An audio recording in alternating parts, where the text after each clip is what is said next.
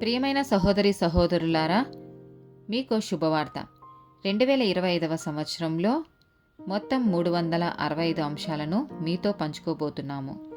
జనవరి 1వ తేదీ నుండి ప్రతిరోజు ఒక అంశము మరియు దానికి సంబంధించిన వాక్యమును పంచుకుంటాము. దయచేసి ఆ వాక్యములను వినండి, ధ్యానించండి మరియు ఆశీర్వదించబడండి. దయచేసి సబ్స్క్రైబ్ చేయండి మరియు మీ స్నేహితులతో పంచుకోండి. ధన్యవాదాలు.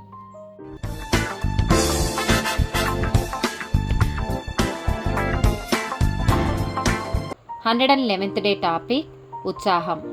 ప్రసంగి గ్రంథము 9వ అధ్యాయము 10వ వచనము. చేయుటకు నీ చేతికి వచ్చిన ఏ పనినైనను నీ శక్తిలోపము లేకుండా చేయుము.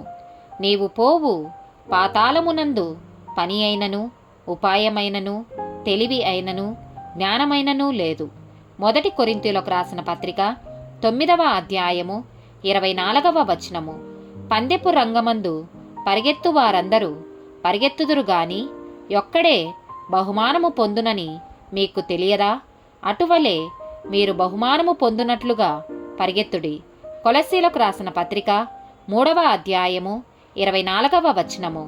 మీరేమి చేసినను అది మనుషుల నిమిత్తం కాక ప్రభువు నిమిత్తమని మనస్ఫూర్తిగా చేయుడి. మీరు ప్రభువైన క్రీస్తునకు దాసులై ఉన్నారు. రోమీలకు రాసిన పత్రిక 12వ అధ్యాయము 11వ వచనము. ఆసక్తి విషయములో మాంద్యులు కాక ఆత్మయందు తీవ్రత గలవారై ప్రభువును సేవించుడి. సామెతల గ్రంథము 16వ అధ్యాయము 3వ వచనము. నీ పనుల భారము యెహోవా మీద నుంచుము, అప్పుడు నీ ఉద్దేశములు సఫలమగును.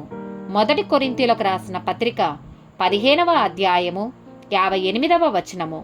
కాగా నా ప్రియ సహోదరులారా, మీ ప్రయాసము ప్రభువునందు వ్యర్థము కాదని ఎరిగి స్థిరులను కదలని వారును ప్రభువు కార్యాభివృద్ధియందు ఎప్పటికిని ఆసక్తులనై ఉండుడి. 2వ తిమోతికి రాసిన పత్రిక 1వ అధ్యాయము 6వ వచనము.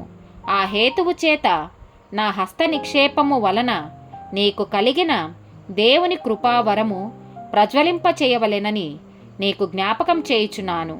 గలతీలకు రాసిన పత్రిక 6వ అధ్యాయము 9వ వచనము. మనము మేలు చేయుట యందు విసుకకయుందము. మనము అలయక మేలు చేస్తిమేని తగిన కాలమందు పంట కోతుము. ఆమేన్.